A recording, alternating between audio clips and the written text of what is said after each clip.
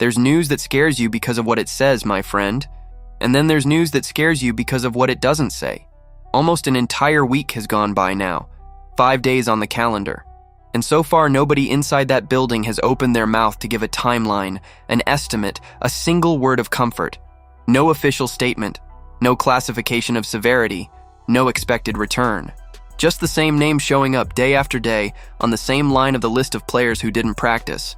And this Saturday, August 8th, on the day of the longest practice of the entire training camp, on the day Philadelphia strapped on the pads and simulated a real game, the silence got louder than any headline.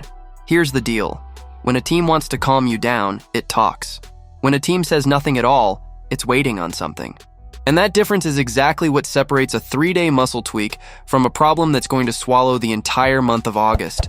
If you're a die-hard Eagles fan, hit that like button right now and subscribe to the channel, because what's coming in the next few minutes completely changes the way you're going to look at the 2026 offense. Let's rewind a little so you understand the size of this thing. On Monday, August 3rd, the Eagles held an indoor practice. A normal session, no pads, the kind of workout nobody expects anyone to get hurt in.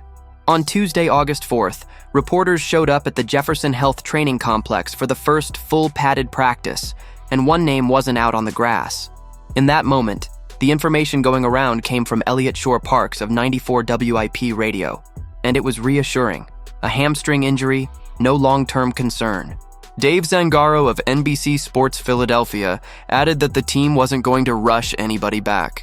Everybody exhaled. Everybody filed it away as August routine.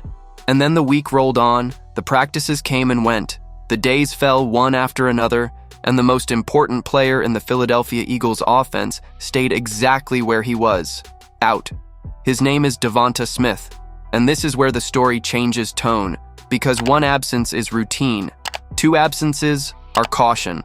But 5 straight practices without setting foot on the field, without a single official word about severity or timeline, that's not routine anymore.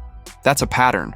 Justin Grasso of Heavy wrote this Saturday that the severity of the setback remains unclear, and that the team hasn't felt obligated to put a timeline on the return precisely because it's training camp. He raises an optimistic read, and it's a legitimate one. The fact that it hasn't really been addressed publicly could mean there's nothing serious to address. But have you stopped to think about the other side of that same coin? Silence is also what a team does when it doesn't have the answer yet. And Saturday, my friend, was the wrong day to be missing. That wasn't just any practice. It was the longest practice of camp so far. Run in the heat, in full pads, with the Eagles setting up a team versus team scrimmage. Starting offense against starting defense, the closest format to real football that exists before the preseason begins. It's the dress rehearsal. It's the day a first-year offensive coordinator finds out what works and what doesn't in the system he's installing. Sean Mannion is in his first year calling plays in Philadelphia, and every rep like that is worth 3 individual drills. The team's #1 receiver watched all of it from the sideline. And he wasn't alone over there, and that's where this gets genuinely uncomfortable. On that same Saturday, the list of players who didn't practice included rookie Makai Lemon, also with a hamstring. It included Britton Covey, also with a hamstring. It included rookie safety Cole Wisniewski, also with a hamstring. It included Danny Gray with a concussion, and rookie linebacker Keyshawn James Newby with an ankle. Jonathan Greenard remains on the physically unable to perform list with the pectoral strain. And on top of all that, 2 running backs, Damian Pierce and Elijah Mitchell, left practice early. Can you see the pattern? 4 players out with the exact same type of injury, all soft tissue, all in the first half of August. That's not isolated bad luck. That's an entire receiver room locked up by muscle problems during the most important week of the offensive installation.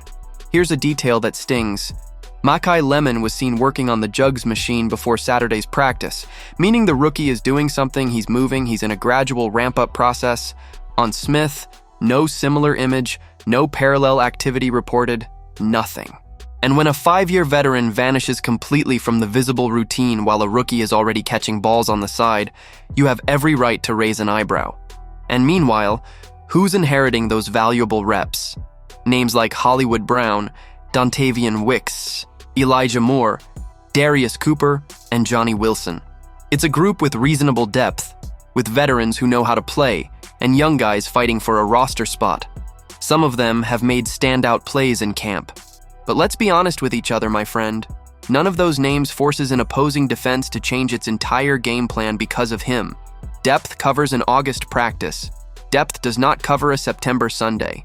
Now understand what's actually at stake, because it isn't small. Devonta Smith is no longer the second man in that offense.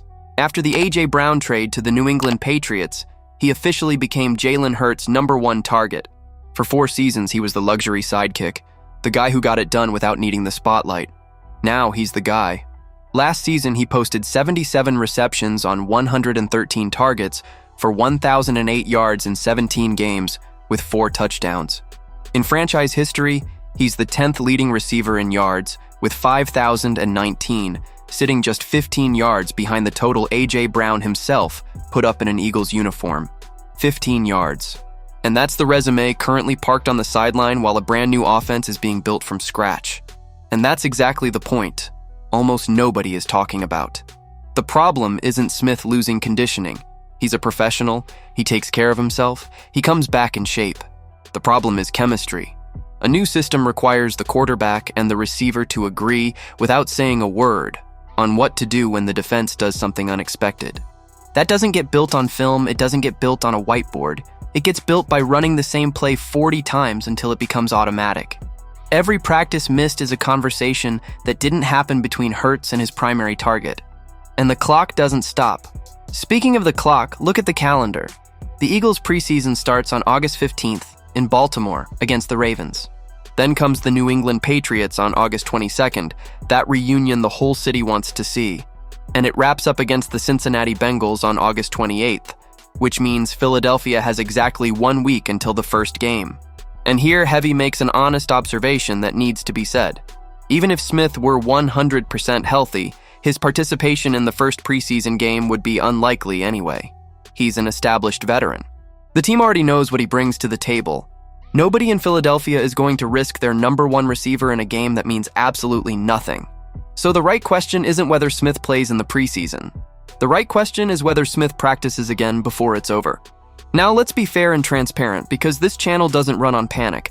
There are 4 points that need to be said clearly.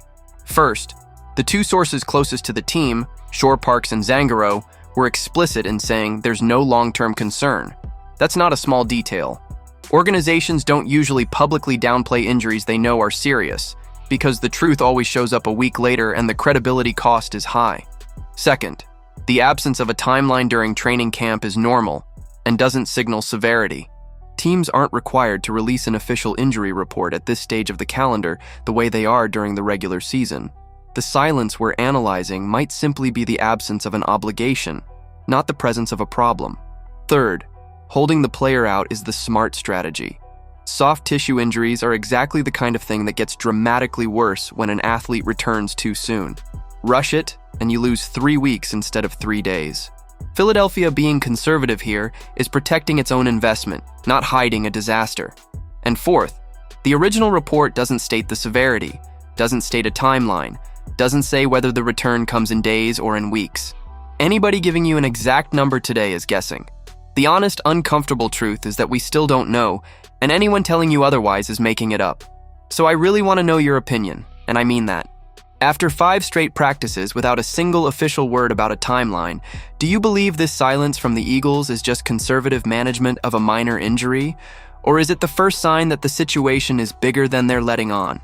And going deeper, with Sean Mannion installing a completely new system and the entire receiver room locked up by muscle problems, what would be the smarter call from the coaching staff, holding Devonta Smith out until September and sacrificing all? That chemistry work with Jalen Hurts, or bringing him back in August to salvage the reps that actually matter? Drop it in the comments, I really want to read what you think. Don't forget to hit that like button and subscribe to the channel. I'll be back later to update you with the latest Eagles news.